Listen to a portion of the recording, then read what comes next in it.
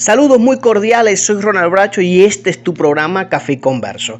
Sean todos bienvenidos a este episodio donde hablaremos sobre creatividad, romance y fantasía épica histórica. Saludamos a nuestra gran audiencia que nos escucha a través de las diversas aplicaciones de podcast, tales como eBooks, Google Podcast, Spotify y a través de nuestro canal de YouTube Heterodoxia TV. Gracias por escribirnos a nuestro correo electrónico cafeyconverso@gmail.com y visitar nuestra página web www.ronaldbracho.blogspot.com. Hoy estamos gratamente acompañados por una gran amiga. Ella se llama Marta Luján, quien es de Cuenca, municipio español perteneciente a la comunidad autónoma de Castilla-La Mancha. Así que abran sus mentes porque hoy nos llevarán a recorrer mundos de fantasía y mucho romance.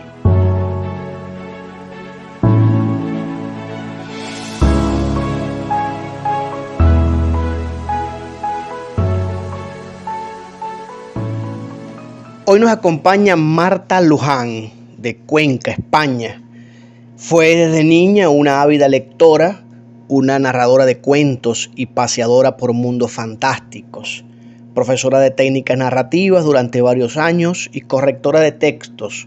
Su pasión por los libros la llevó a querer contar sus propias historias. En el 2012 cursó un máster en edición en la Universidad Complutense de Madrid con la editorial Santillana. En el 2015 publicó Armenón con la editorial Caligrama, una trilogía de fantasía épica en la que la luz y la oscuridad se ven enfrentadas. En el 2018 incursionó por primera vez en la novela romántica, publicando con Romantic Ediciones y con la editorial Selecta del grupo Penguin Random House, con quienes publicó también en el 2019 su novela de fantasía urbana El ladrón de reflejos. Fue finalista del 8º premio de novela romántica de Ediciones Kiwi en el 2021. Vuelve al género de la fantasía con El guardián de la llama, en la que los lectores acompañarán a sus protagonistas en un viaje épico a un mundo prohibido para los vivos.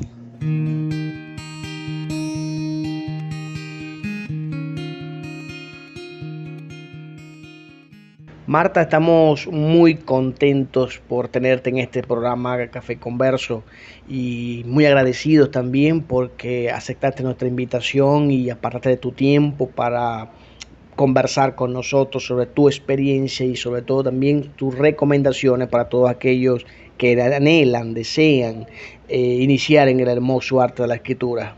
Gracias a vosotros por invitarme, es un placer estar aquí y espero que ojalá lo que diga pues pueda servir y ayudar a alguien. Marta, siempre al inicio de nuestros programas nos gusta hacer una pregunta muy vinculada al tema de la lectura, porque para nosotros representa toda una política de promoción de lectura, toda una idea de la promoción de que nuestros niños, jóvenes y adultos en general se incentiven a leer.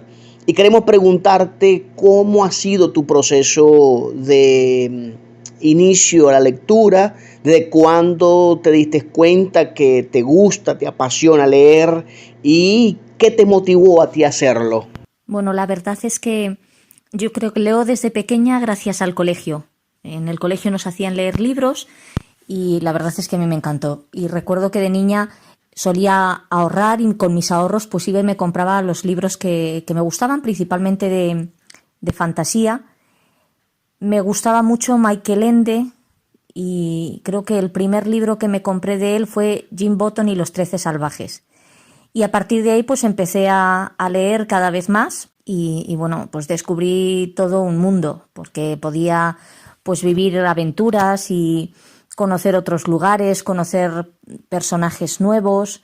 Pues fue una experiencia increíble que fue luego con el colegio y el instituto, pues fue aumentando y nada, me hice principalmente pues eso, una lectora bastante pues versátil, porque llegaron a gustarme casi todos los géneros. Yo creo que, exceptuando el de terror, me gustan prácticamente todos los géneros y lo disfruto mucho. Es una de las actividades que más disfruto. ¿Qué representa para ti Christine Cross, que lo has tomado como seudónimo para tus obras?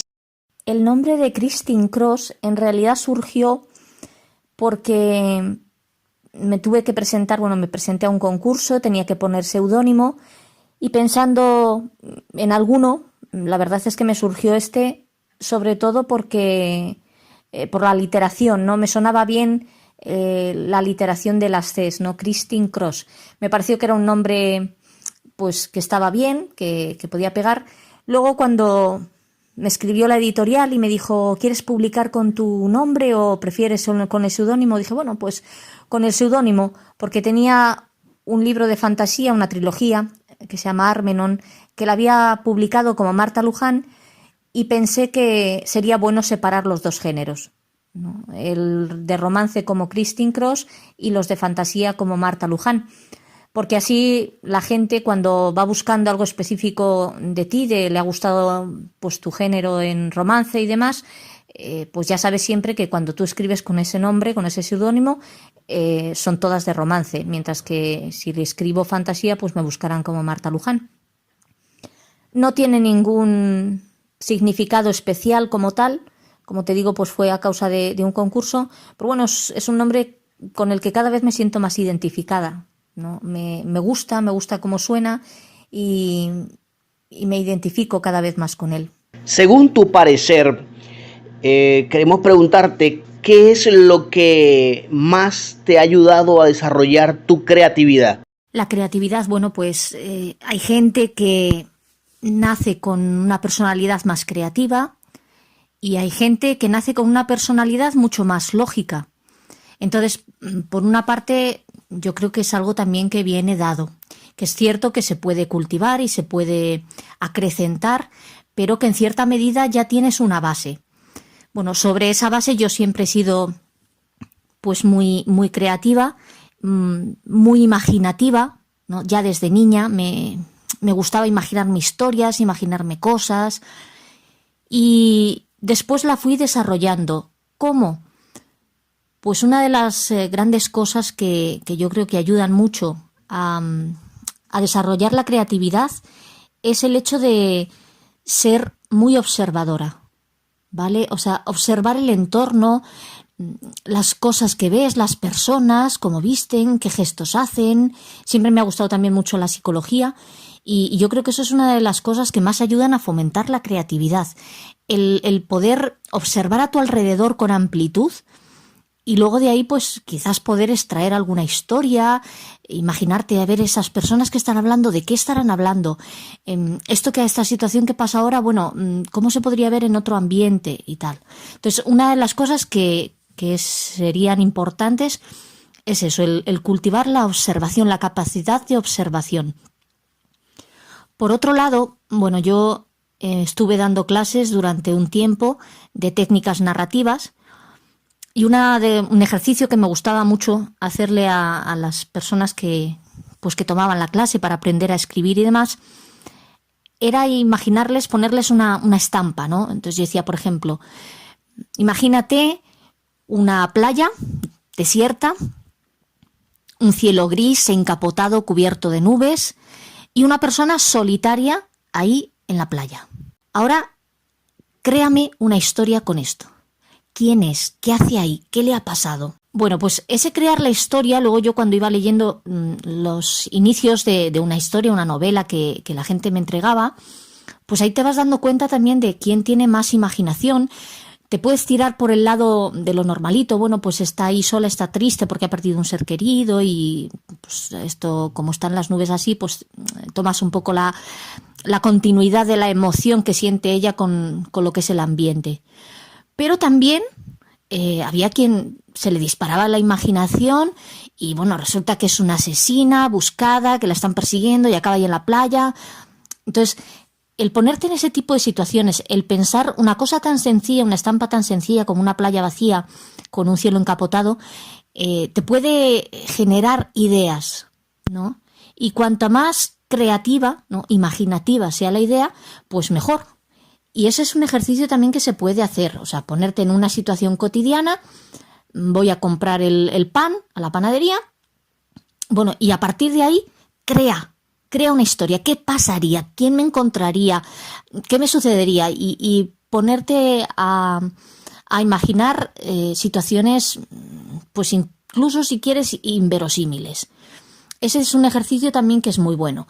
El escribir también diariamente, un poco, aunque sean 2 líneas, 1 párrafo, 2 párrafos, no todo el mundo alcanza a escribir mucho porque ni tienes tiempo a lo mejor o tampoco te sale, pero el escribir también constantemente, ¿no? Eso también va fomentando mucho la creatividad, porque cada vez te vas saliendo de lo ordinario para pasar un poco más a lo extraordinario.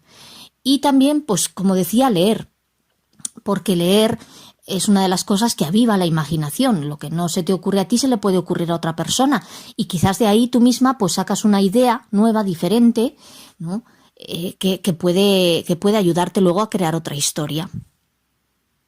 Entonces, bueno, más o menos yo creo que esas serían las cosas más importantes, ¿no? Como abrir la mente a la observación, el hacer ejercicios narrativos con situaciones y imágenes cotidianas, incluso con fotografías. O sea, toma una fotografía, un cuadro y, a ver, escribe algo.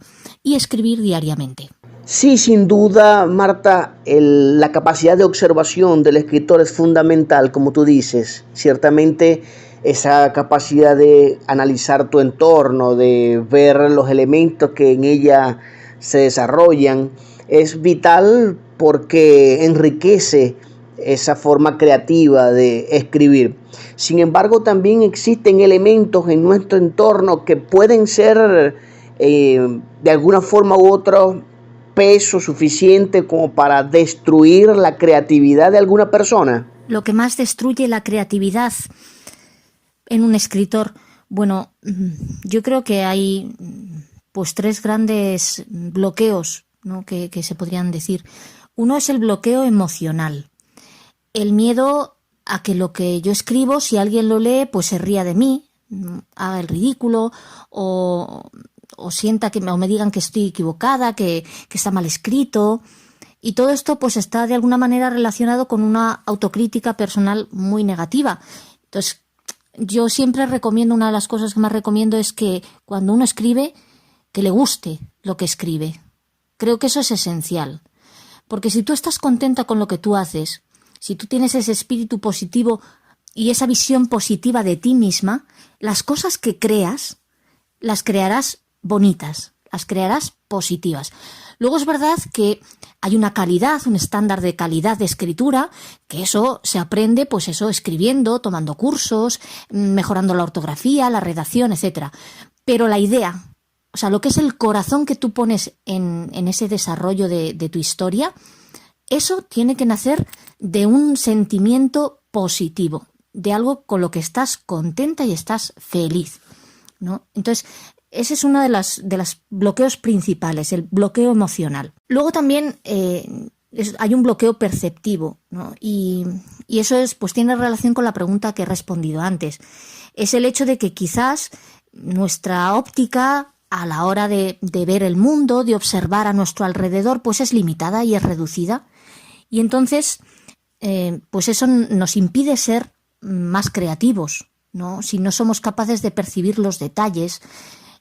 Yo en este curso que os comentaba en la respuesta anterior, pues a veces, por ejemplo, estaba en una habitación y ya la gente estaba sentada en el aula y de repente decía, a ver, ¿cuántos abrigos hay colgados en los percheros del aula? ¿Cuántos paraguas hay? ¿Qué hay además de los pupitres y de lo que veis? Sin mirar a ningún lado, o sea, de lo que habéis percibido cuando habéis entrado. Claro, la mayoría de la gente se daba cuenta de que en realidad no había percibido nada. O sea, tú puedes entrar a un lugar y con la mirada fija en allá donde vas, ¿no? Si entras a un edificio gubernamental, pues vas a hacer unos papeles, te fijas en la ventanilla y ya. Y no te fijas en lo de alrededor. Entonces, bueno, tratar de hacer ese ejercicio para ampliar tus horizontes, para ir absorbiendo detalles que luego se van a plasmar en tus historias, porque va a ser mucho más realista, ¿no?, la manera en que tú escribas si estás empapado de la realidad ¿no? De todo aquello que te rodea. Entonces ese bloqueo perceptivo yo creo que también es uno de los grandes pues impedimentos, ¿no? que destruyen de alguna manera tu creatividad. Y luego pues está también pues el bloqueo cultural, ¿no? De alguna manera también el hecho de que estamos constreñidos de alguna forma a ver y pensar las cosas de una manera determinada. Y eso pues nos da una visión estrecha, ¿no? De las cosas. Y por eso decía, ¿no? que leer te amplía esos horizontes. Puede ser que yo no tenga la capacidad económica para viajar por todo el mundo, pero sí que puedo leer. Y leer es viajar. Entonces, yo puedo pues describir Londres, porque lo puedo ver a través de imágenes que encuentro en internet y tantas cosas que hoy te facilitan, pues eso, descripciones o información. Ahora bien, como escritora de romance histórico, ¿tienes una perspectiva positiva y nostálgica por el pasado? ¿Te gusta mirar más el pasado que el futuro? Bueno, más que una perspectiva positiva y nostálgica por el pasado, yo diría que tengo una perspectiva realista. Me gusta la historia, me gusta saber lo que pasó. No suelo mirar solo al pasado, miro también al futuro, pero creo que el pasado tiene su riqueza y se puede aprender de él. Y sobre todo, vamos a ver, como escritora de romance, para mí el pasado tiene una riqueza mayor que el presente, porque el presente en realidad es demasiado normal. Ya sé que no sé si se podría decir así, pero la historia guarda tantos secretos y tantas cosas que para una escritora de romance, bueno, pues te despierta ahí muchísimas ideas, muchas cosas con las que puedes trabajar, organizaciones que hubo, secretas, hechos históricos importantes que puedes meter ahí en tu trama. O sea, tiene una riqueza incalculable en cuanto a datos. A mí se me dificulta mucho escribir la contemporánea, a menos que sea pues como las que tengo, por ejemplo, Pasión a prueba de balas, que es un romance de suspense en el que trabajo con personajes que están en el FBI y demás, que bueno, eso es, digamos, es otro género, ¿no? Pero una novela de romance contemporáneo normal, chico o chica se conocen, ella es peluquera y él, pues me cuesta bastante porque en el fondo luego la trama versa solamente sobre el amor de ellos, ¿no? Pero no puedes meter tampoco grandes cosas. Hombre, a ver, si lo haces a nivel histórico sí que podrías, ¿no? Tendrías que cogerte un hecho histórico presente, pero bueno, de todas maneras te estás yendo un poquito al pasado, obviamente, ¿no? Algo que sucedió, aunque sea, no sé, las Torres Gemelas, ¿no? Y haces una historia con eso. Pero bueno, ya te estás remontando a la historia. Es decir, tenemos que echar mano de la historia si queremos construir algo de alguna manera un poco potente, ¿no? Que tenga no solamente el romanticismo, sino también una base que la sustente como historia. Si tuviera que viajar yo, por ejemplo, al pasado, bueno, pues por ejemplo la Edad Media no la cogería porque realmente me parecen unos brutos tal como vivían, ¿sabes? Pero bueno, el siglo XVIII, por ejemplo, el siglo XIX, inicios del XIX, pues tiene un encanto. Tiene un encanto pues por los vestidos y demás, pero por ejemplo pues todas las normas sociales en las que vivían en la Inglaterra del siglo XVIII, bueno, pues una mujer con la mentalidad de hoy no escogerías vivir eso, obviamente, porque es mucho retraso, es decir, no vas a echar por la borda todo lo que ya has adelantado. Entonces no es tanto, como te digo, una mirada nostálgica, no una perspectiva positiva, sino más bien de realismo y que me ayuda pues eso como base para todas mis historias. Y me gusta mirar al futuro también, ¿no? No tanto como para especular con él, porque no soy pues escritora de ciencia ficción y la verdad no tendría mucha idea de lo que va a suceder en el futuro, pero bueno, miro al pasado para aprender de los errores de la humanidad y construir un futuro mejor. Yo diría que es eso lo que me gusta hacer. En tus novelas publicadas este año, como La maldición de enamorarse de un marqués y Para amarte toda una vida, y también En donde mi corazón tiene su hogar, el tema central es el amor imposible entre los protagonistas. Marta, ¿qué es lo que según tus novelas derrota ese amor imposible? ¿Y tiene la novela romántica histórica otras formas de expresar el amor? En toda novela romántica, o en toda novela en general, tiene que haber un conflicto, ¿no? Esa es una de las grandes premisas a la hora de escribir. Hay un conflicto. Obviamente, en la novela romántica, el conflicto impide el amor de los protagonistas. Entonces, la novela, el desarrollo de la novela, trata de resolver ese conflicto para que al final los protagonistas puedan estar juntos. Entonces, es verdad que en mis novelas pues suelo meter como tema central pues ese amor imposible por diferentes motivos, ¿no? Bien sea por pues, que haya diferencia de edad, diferencia de estatus social, diferencias de pensamiento. En el fondo, prácticamente casi todas las novelas de romántica, eso es lo que tienen, ese tipo de conflicto que hace el amor imposible y que el escritor se empeña y se esfuerza por hacerlo real. ¿Qué es lo que derrota ese amor imposible? Pues depende del cual sea el problema de los protagonistas, ciertamente. Para mí, una de las cosas que me gusta a la hora de escribir mis romances es demostrar que el amor lo puede todo. Que es verdad que a veces hay muchos obstáculos, que a veces hay muchos impedimentos, pero que también es verdad que cuando se ama de verdad, se ama con el corazón, es posible solventar todos esos obstáculos y dificultades. Entonces, pues yo lo que intento hacer es resolver esos conflictos de los personajes poniendo la carga en los sentimientos de ellos, ¿no? En los sentimientos que ellos tienen por el otro. De tal manera que en el momento en que son conscientes de esos sentimientos, se dan cuenta de que pueden superar ese obstáculo, que el obstáculo en realidad no es tal, que es más pequeño de lo que lo imaginaban, que la diferencia de edad no es tanto, que el estatus social no importa, etcétera. Bueno, teniendo en cuenta, yo por ejemplo que escribo en la época victoriana, pues en la época victoriana había muchísimas normas sociales que impedían, por ejemplo, el trato del hombre con la mujer. No se podía conversar normalmente, a menos que fuera el caballero fuera pues algún pariente o amigo de la familia muy íntimo, y siempre que estuvieras acompañada de otra persona, ¿no? Tampoco se podían tocar. Por ejemplo, la mujer debía de llevar siempre guantes. Era imposible que estuvieran las manos desnudas y se tocaran el hombre y la mujer con manos desnudas, ¿no? O sea, había muchas cosas así. Pero sí que es verdad que había otras cosas, en cambio, que hoy en día no se dan.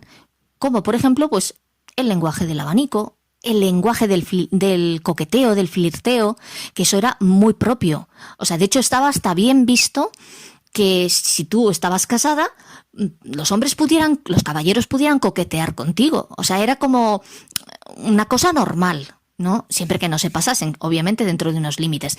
Pero incluso había gente que les componía poemas y demás a las mujeres, a las damas casadas, y los entregaba y demás. Entonces, bueno, son maneras diferentes. Y luego está el lenguaje universal del amor, ¿no? Las miradas, las sonrisas, los pequeños roces, las caricias, todo ese tipo de cosas que están y han estado siempre y estarán siempre, ¿no?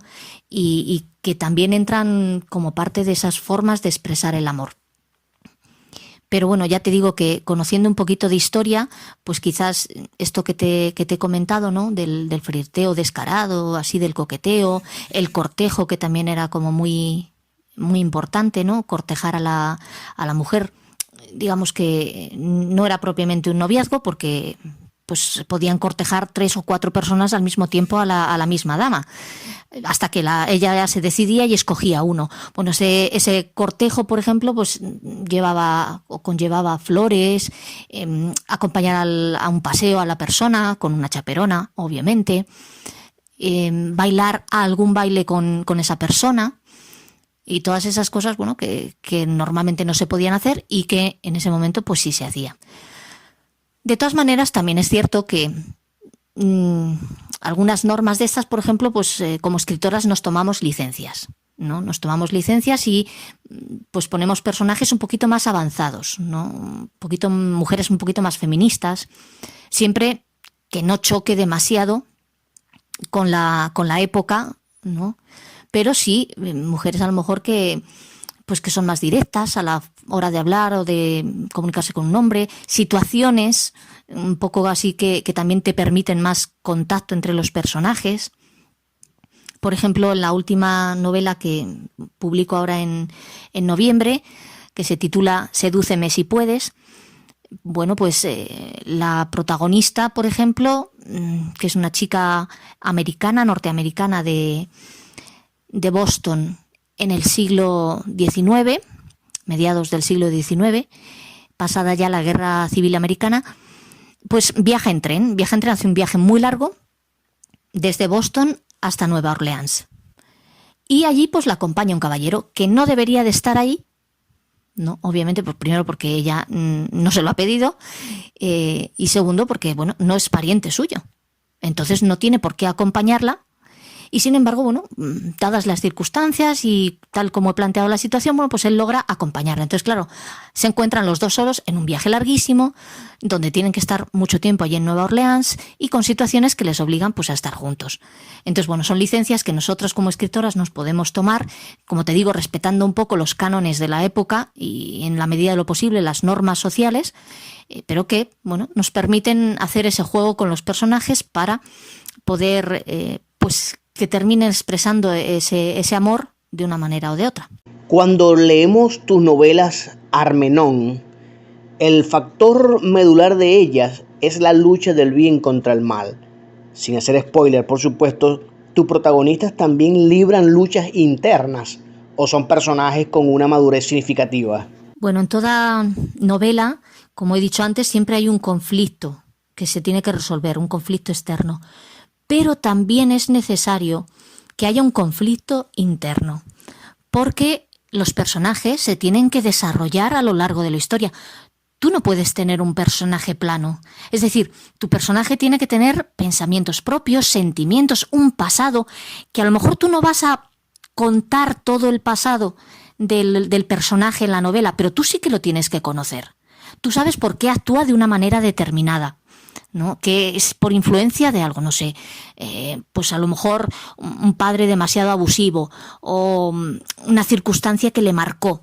Todo eso a lo mejor luego no lo vas a expresar, ¿no? Digamos, no lo vas a desarrollar como tal en la novela, pero sí que tu personaje se debe a eso, es decir, sus cambios de humor, su personalidad hosca o más bien eso pues inflexible, todo eso viene de algo, ¿no? Y eso es necesario marcarlo.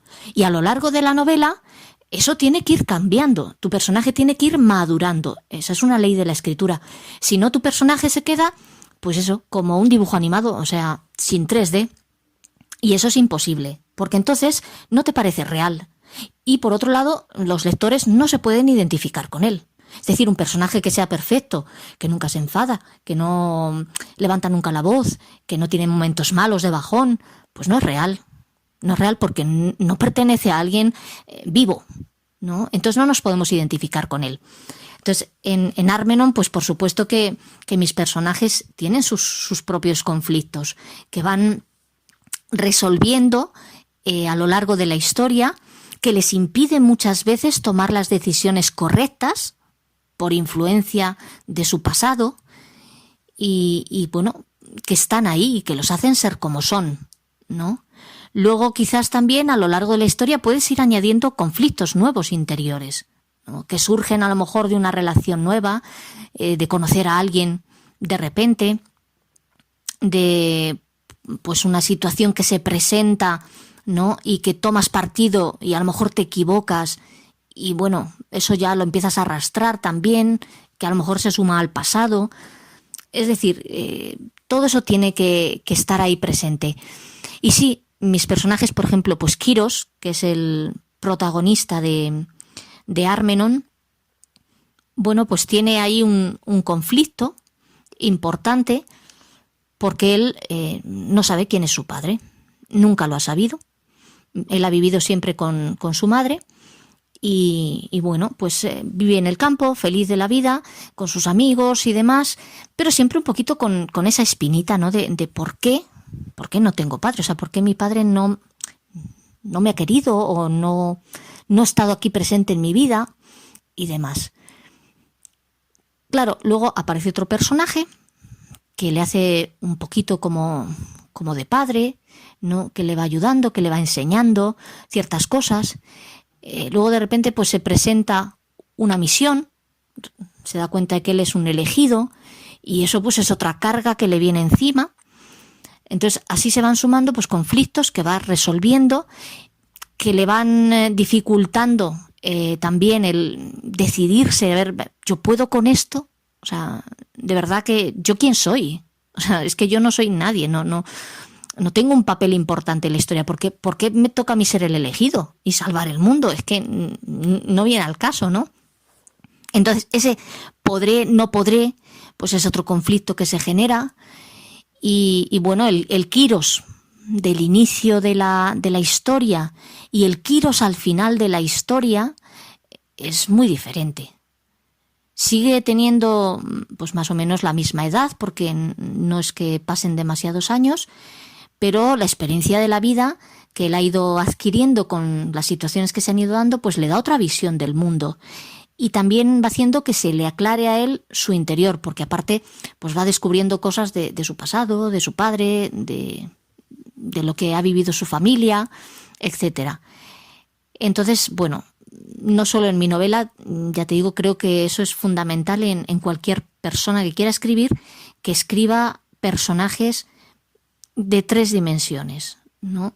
Con sus pensamientos, con sus emociones, con su pasado que arrastra, bueno o malo, da igual, pero que le hace ser como es y que le hace pensar como piensa y tomar las decisiones que toma aunque se equivoque. Eso es esencial. Y bueno, pues yo creo que eso sería más o menos todo. Y sí que es verdad que la madurez de los personajes no siempre es fácil plasmarla, sobre todo si no tomamos en cuenta, pues eso, lo que digo, el pasado. Si no lo tomas en cuenta, si no lo pones, si no lo has pensado tú antes, si no tienes tú bien perfilado tu personaje, es muy difícil que luego evolucione, ¿no? Que se dé esa evolución a lo largo de la historia que es necesaria. Marta, coméntanos en qué estás trabajando ahora. ¿Cuál es tu siguiente proyecto literario? Bueno, pues ahora estoy trabajando en otra novela de fantasía, un poco, no tanto en género juvenil como la que he sacado recientemente, sino más bien ya para adultos, pero también de ámbito épico, porque me gusta mucho la fantasía épica. Y también estoy trabajando en otra novela de romance histórico, ambientada en el siglo XIX en Nueva York. Son los 2 trabajos que tengo ahora pendientes. Y también tengo una idea que la acaricio y espero algún día ponerla en marcha, que sería una novela de fantasía histórica ambientada en Japón, en el Japón feudal. Porque me encanta Japón, las culturas antiguas en general me fascinan, creo que tienen una riqueza inmensa y me encantaría poder escribir algo así. Entonces, ojalá y algún día lo consiga. Buenísimo, Marta, buenísimo. Seguramente seguirás cautivándonos con esos trabajos que tienes pendientes y en los que estás trabajando actualmente. Y ya para ir concluyendo esta hermosa conversa, nos gustaría que nos brindaras 2 o 3 recomendaciones que, según tu parecer, deberíamos seguir todas aquellas personas que anhelamos iniciar en el hermoso arte de la escritura. Mi primera recomendación, y yo creo que la más importante, es leer mucho, porque es leyendo a otros autores donde uno aprende. Aprendes el manejo de las palabras, de las estructuras gramaticales, de vocabulario, de situaciones y ambientes, sobre todo si lees del género que te gustaría escribir. yo creo que todas las que escribimos hemos aprendido de las grandes escritoras, ¿no? En mi caso, pues yo he leído mucho a Lisa Kleypas y Johanna Lindsey, Jude de Verós. Creo que leyendo es como uno puede aprender más. Y luego también pues ejercitarse mucho, que no te va a salir a lo mejor a la primera, que te va a costar más. Dices, bueno, es que tardo muchísimo en hacer una sola página. No importa, hay que seguir y seguir, porque conforme uno se va entrenando, va saliendo las cosas con más fluidez y más facilidad. Esto es como todo, ¿no? Si uno está intentando aprender a nadar, pues al principio se te dará fatal y luego poco a poco irás mejorando, ¿no? Entonces, creo que esa es una de las premisas más importantes. Y junto con esto, el no desanimarse nunca. Es muy importante que uno escriba sobre todo no para los demás, que luego te pueden juzgar y les puede gustar más o menos, sino para ti.